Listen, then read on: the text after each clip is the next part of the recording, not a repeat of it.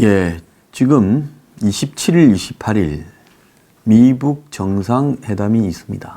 문 정권은 겉으로 엄청 이 정상회담 분위기를 띄우고 마치 자기들이 원하는 것이 다 된 양 지금 바람을 잡고 있습니다.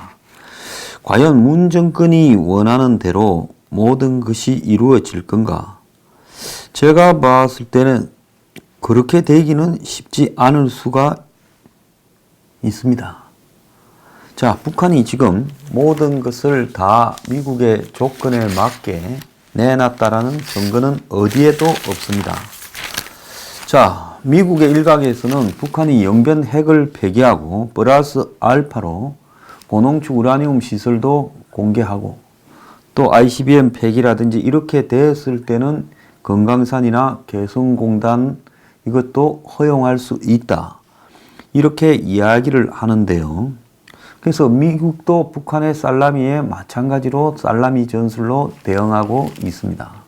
전에 제가 이야기를 했죠. 미국이 이런 식으로 북한한테서 좀 배웠다고요. 사실은 미국이 지금 우는 소리를 하면서 제재 완화에 대해서는 허용해 줄 수 없다라고 공개적으로 이야기를 하고 있지만 북한이 영변 핵시설 폐기 외에 다른 한 두어 가지만 더 내밀면 미국은 개성공단이나 금강산 부분을 허용할 가능성이 매우 높다라고 저는 보고 있습니다. 비건 대표는 어제 워싱턴 DC를 방문한 국회 여야 대표단과 만나서 이야기를 하는 과정에서 남북이 제재의 틀 안에서 움직여야 된다라고 한국 측의 남북 간의 협력에 대한 속도 조절을 이야기를 했습니다. 자, 문희상 등 여당 의원이 많이 있는 앞에서 그런 이야기를 한 이유는 어디에 있을까요? 제가 봤을 때 북한이 아직 이 영변 플러스 알파에서 미국이 만족할 만한 흡족한 알파를 말하고 있지 않다라는 겁니다. 그래서 비건이 갔다 와서 무조건 뭔가 잘 돌아가는 것처럼 하지만은 그런 것은 꼭 아니다는 겁니다. 미국은 영변에 대해서는 그냥 종전선언을 못 박아 놓은 걸로 지금 비추어지고 있습니다. 그리고 북한이 조금만 더 하면 연락사무소 설치까지도 해 주려고 생각을 하고 있어요. 이게 기본 베이스가 됐습니다. 잘못돼도 한참 잘못된 일이죠. 이 부분에 대해서 한국당은 지금 겉으로는 이제 비핵화가 없는 종전선언에 대한 우려를 미국의 트럼프한테 확실히 전달하라고 문 정권에 요구하고 그 다음에 종전선언이 있고 나면 그 다음에는 미군 철수와 한미 군사훈련 중단 그리고 이제 결국은 한미 군사훈련 폐기 이런 수순으로 가고 결국은 평화협정이 되면 주한미군은 철수하는 상황으로 갈 수 있다라고도 우려하고 있습니다.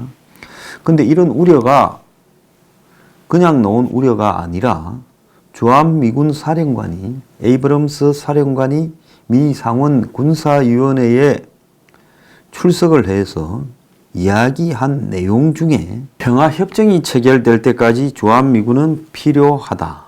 그리고 주한미군은 북한의 억지와 동북아 안정에 필요하다라고 말을 했습니다. 자, 이 군사위원회에서 질의가 있었죠. 자, 에이브럼스 사령관은 어제 이 청문회에서 현재 북한의 재래식 전력이 감소되지도 않고 있고 북한의 핵 위협도 되고 있으니까 주한미군 주둔이 필요하지 않느냐라는 이 질문에 모든 당사자 간의 평화협정이 맺어질 때까지는 그렇다라고 대답을 했습니다. 물론 에이브럼스 사령관은 주한미군의 주둔의 필요성을 입증하기 위해 발언을 했지만은 그 발언의 내용은 평화협정이 체결되면 사실상 미국도 주한미군이 주둔하기가 어렵다라는 부분을 인정을 한 부분이죠. 주한미군이 동북아 안정, 한국과 일본 등 이 동맹 파트너의 중국의 영향력에 대한 방어력까지도 제공하고 있다. 근데 주한미군 철수가 이루어질 경우 일본과 한국이 우려할 것 같지 않냐라는 질문에 일본도 우려할 것이다라고 이야기를 했고, 북한이 주한미군 철수를 원하는지에 대해서 의견이 엇갈리고 있다라고 이렇게만 이야기를 했습니다. 나아가서 훈련 중단이 이렇게 돼서는 되느냐라는 질문에 대해 내가 부임한 후에도 소규모 훈련은 있었다. 대규모 훈련을 봄에 한 번, 여름에 한 번 해왔는데 봄에 있을 훈련은 준비하고 있다. 이렇게 말을 했습니다. 자, 이런 부분을 볼 때 결국은 지금 이 종전선언을 미국이 해주고, 다만 비건이 한국의 국회 대표단, 여야 의원들로 구성된 국회 대표단에 대해서 남북이 제재 틀 안에서 움직여야 되는데 엄마 아빠의 훈계가 다르다면 애가 어디로 가겠느냐라는 표현까지 했습니다.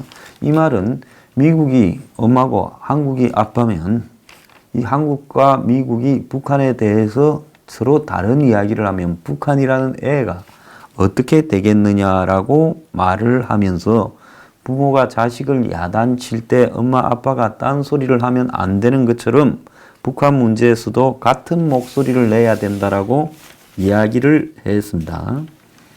자, 이 말은 지금 한국이 매우 강력하게 북한이 실질적으로 미국이 원하는 알파를 내지 않고 있음에도 개성공단 건강상 관광재개 부분들을 허용해 달라고 대북 제재 완화를 예외를 강력히 요구하는 데 대한 미국의 반응이라고 봅니다.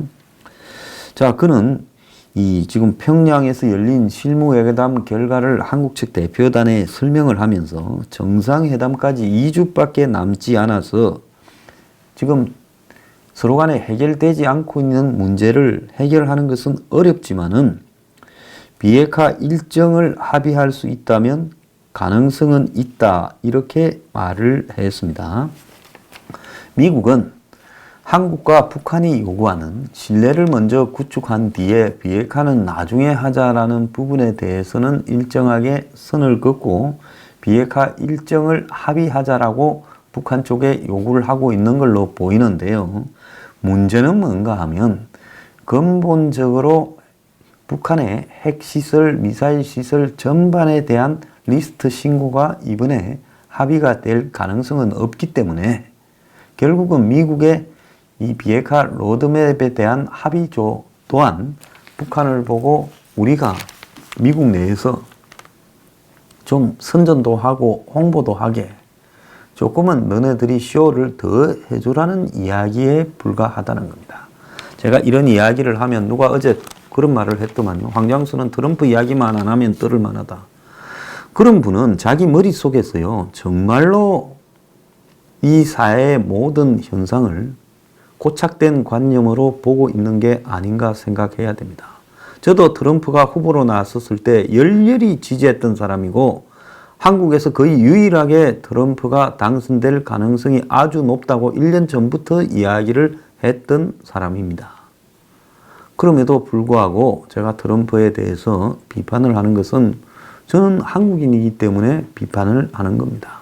지금 트럼프가 끌고 가고 있는 북한의 비핵화 방향은 명백하게 잘못됐고 북한이 적절하게 쇼만 제대로 해주면 미국은 하나씩 다 해체해가면서 결국 북핵 보유를 인정한 채 모든 것을 타결 지을 건데 북한이 그 쇼도 몸을 아끼면서 부분적으로만 해주겠다 하니까 트럼프가 국내 장사가 되지 않고 있어서 저러는 겁니다. 미국 내에서 뭐 균제와 균형이 있고 트럼프가 다 생각이 있고 저래서 트럼프가 북한을 완전히 비핵화 시키려고 하는 것이다라고 저한테 아주 잘 아는 듯 장문으로 주저리 쓰는 분들, 또 미국에 사는데 그런 것을 아주 잘 알고 있다라고 이야기하는 분들요. 지식의 폭과 한계에 대해서 너무 과신을 하면 안 됩니다. 저는 나름대로 이 문제에 대해서 텍스트, 각종 서류로, 책으로, 또 인맥으로, 정보로 나름 차곡차곡 쌓아서 축적돼 말을 하는 겁니다. 그렇게 누구나 쉽게 다 말을 하고 누구나 쉽게 이야기할 수 있으면 어떤 일이 벌어지느냐. 북폭을 해서 트럼프가 북한을 갖다가 정리한다. 트럼프가 북한을 완전히 끝장낼 수 있고 결국은 북한이 친미국가가 될 거다. 평양에 미 해병이 주둔하게 될 거다라는 그런 황당한 소리가 좀 배웠다는 사람들 입에서도 나오는 겁니다. 그러니까요. 현상은 아주 냉철하게 치밀하게 바라봐야 되고 사람은 거의 잘 변하지 않는다라는 것을 중심에 놓고 봐야 되는 거예요. 김정은이도 안 변하고 문재인이도 안 변하고 트럼프도 안 변하고 시진핑이도 안 변한다는 겁니다. 그렇다면 북한이 비핵화에서 획기적인 양보나 합의를 할 가능성은 거의 없고 미국이 다만 북한에 매달려서 북한을 보고 좀 더 적극적인 쇼를 해라. 스트립 쇼로 말하면 가슴까지도 좀 보여라. 이걸 이야기하고 있어요. 좀 더 벗어라. 그런데 실질적으로 그걸 벗어봤자 그것이 실체가 아닌 환상이라는 겁니다. 그런데 그것도 못 벗겠다고 스타킹 정도만 벗은 상태라는 겁니다. 김정은을 그런 식의 협상이고 압박을 통해서 이길 수 있다고 생각하는 저 비건이라는 작자도 한심한 자고요. 이 자도 머지않아서 울면서 포드사 부사장 하던 데 가서 사실 이 사람 무슨 보좌관 레벨인데요. 정권 바뀌면서 포드사 부사장 자리 하나 꽤 찼지요. 거기서 그냥 있지 뭐 하려고 북한 대표 맡아가지고 좀 있으면 울면서 가게 될 거라고 저는 보고 있습니다. 자, 그래서 이번이 실질적인 첫 실무회담이고 의제는 동의를 했지만은 협상을 위해서는 서로 이해하는 시간이 필요하다. 양측이 무엇을 원하는지 정확하게 설명하는 시간을 가졌는데 이견을 좁히는 것은 다음 회의부터 시작할 거다. 자, 27일 날, 28일 날 잡아놓고 오늘이 13일입니다. 자, 그러면 14일, 2주 남았어요. 그런데 이번 주에 시작하는 것도 아니고 다음 주에 시작합니다. 그러면 다음 주가 되면 한 8, 9일 남았어요. 북한이 원하는 게 뭔가 하면 항상 지연작전을 써서 시간 때문에 뭔가 되지 않은 채 그런데 나름 박아놨어요. 그러면 그날 회담은 해야 되고 의제가 안 되면 결국은 뭡니까? 트럼프하고 나하고 김정은이하고 톱다운 방식으로 해결하자. 결국 처음부터 북한이 그걸 원했던 겁니다. 그럼 상대가 그런 걸 원하면 나를 박아놓고 장소를 박아놓는 협상을 해서는 되겠습니까? 요즘 양키들이 거의 맛이 같다고 저는 보고 있습니다. 제가 양키라니까 듣기 싫지요? 황장수가 또 반미라고 하고 싶지요?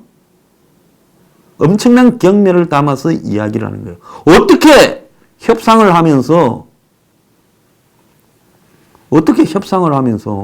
협상이 합의가 안 되는데 협상 시간과 장소를 정해놓냐는 겁니다. 그러면 그 협상에 매달려서 얻으려고 하는 사람이 불리하겠습니까? 그 협상에서 버티는 사람이 불리하겠습니까? 얻으려고 매달리는 사람이 불리할 수밖에 없죠. 날 받아 놓으면. 버티는 놈은 시간만 킬링타임 하면 되는 거 아닙니까?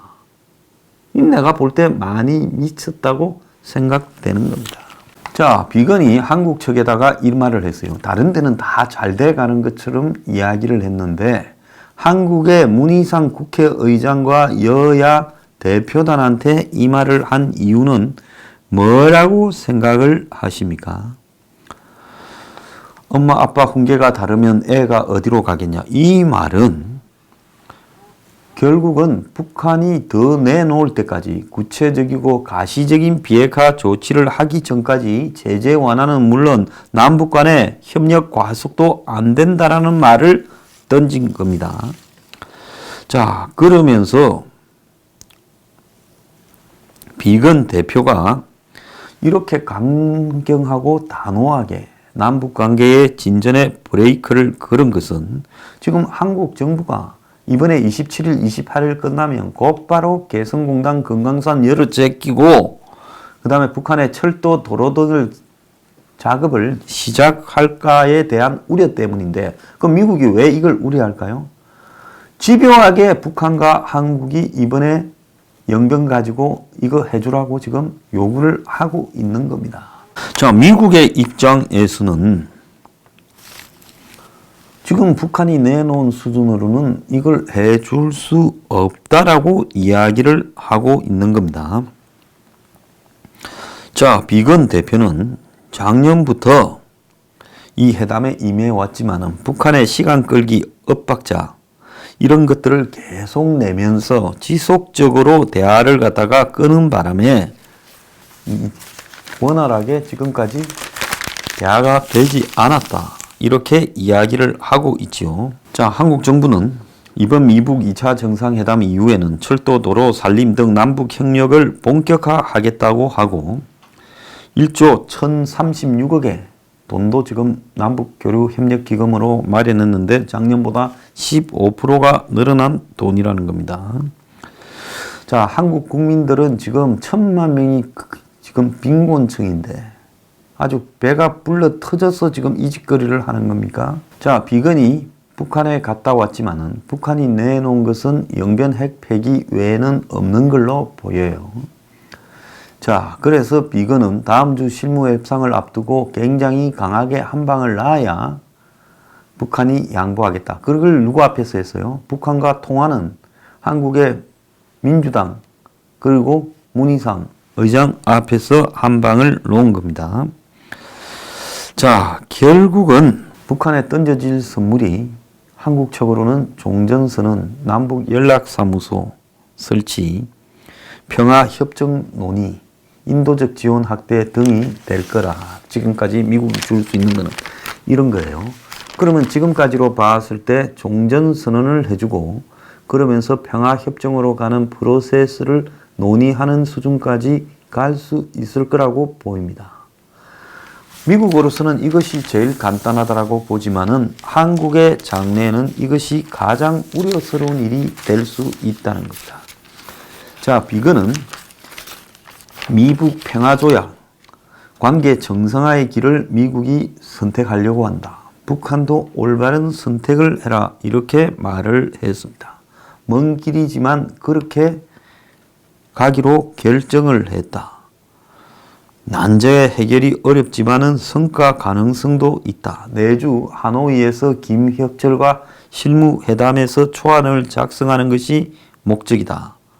이런 지금 이야기를 하고 있어요. 미국에서는 지금 여기에 대한 우려가 심각하게 나오고 있습니다. 자, 비외교관 출신인 비건이 외교관이 아니에요. 미국의 의회의 보좌관 하던 사람입니다. 그리고 기업에 가 있었고 그런 사람이 지금 이 북한 문제에 대해서 지나치게 이 말을 함부로 하고 있다. 이런 부분에 대해서 우려를 지금 많이 하고 있고요. 미국 내에서도 회의론이 커지자 백악관이 트럼프 이 대북 정책을 옹호한 기고문을 언론사에 배포하는 등 장난을 치고 있습니다. 자, 이 속에서 이 북한의 핵에 대해서 전문가이고 과거에 2010년에 영변 핵시설을 직접 방문해서 둘러봤던 스탠포드 대학의 해커 박사는 지난 11일 볼 보고서에서 뭐라고 했는가 하면 북한은 고농축 우라늄 생산을 지속해왔고 지금은 핵무기 숫자가 37개로 늘었을 가능성이 있다. 저는 개인적으로 북한의 핵무기 숫자는 미국이 바라보는 것에 최소 2배에서 2.5배로 보고 있습니다. 왜? 북한은 항상 남의 얻을 수 있는 최고의 정보의 상식을 이렇게 벗어나는 수준의 게임을 해왔기 때문입니다. 그러면서 비핵화를 한다고 합의를 해도 북한이 순수하게 비핵화에 합의를 해도 10년이 걸릴 거다라고 합니다. 자, 그런데 이 와중에 짐 로저스 홀딩스 회장이라는 미국의 유명한 세계적 투자가는 이 내달 방북을 해서 지금 북한의 무슨 투자 등을 한번 고민해 보겠다라는 시도를 하고 있습니다. 과거 무슨 통일한국이 세계에서 가장 흥미로운 투자처가 될 거다. 그러면서 북한의 이 가능성에 자기는 매우 높게 평가한다라는 말을 했죠. 짐 로저스가 지금도 자기 말이 옳다고 생각한다면 북한에 돈을 투자하면 저는 그런 뺀질이가 북한에 돈을 투자해서 실질적으로 뭘 한다면 저는 북한이 비핵화 의지가 있다고 인정하겠습니다. 짐 로저스가 돈을 한 푼도 투자하지 않는 한은 북한은 비핵화의 의지가 없는 나라다라고 저는 보는 겁니다. 자, 짐 로저스가 북한에 돈을 투자할 거라고 보십니까? 김정은이 한 트럼프를 결국은 실무 협상에서 다음 주에도 시간을 끌 겁니다.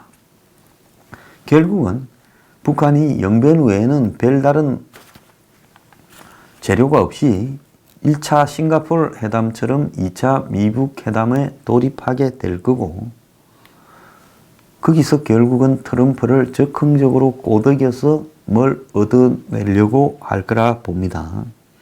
그러니까 재뿌리지 말라고 북한과 미국의 강경파들이 입을 이렇게 닫고 있습니다. 미국의 보수우파 일부는 볼턴 했는데 볼턴이 미국의 정치 매체 폴리티코와의 최근 인터뷰에서 대북 해이론자인 당신이 트럼프의 낙관론을 어떻게 받아들이느냐 하니까 국가안보보좌관의 자리를 영예로 생각한다면 정책적 패배를 받아들일 의향이 있다. 쉽게 말하면요. 자기가 대북 정책에서 아무런 영향력을 행사하지 못하고 자리를 유지하기 위해서 그냥 입을 다물고 있겠다라고 했습니다.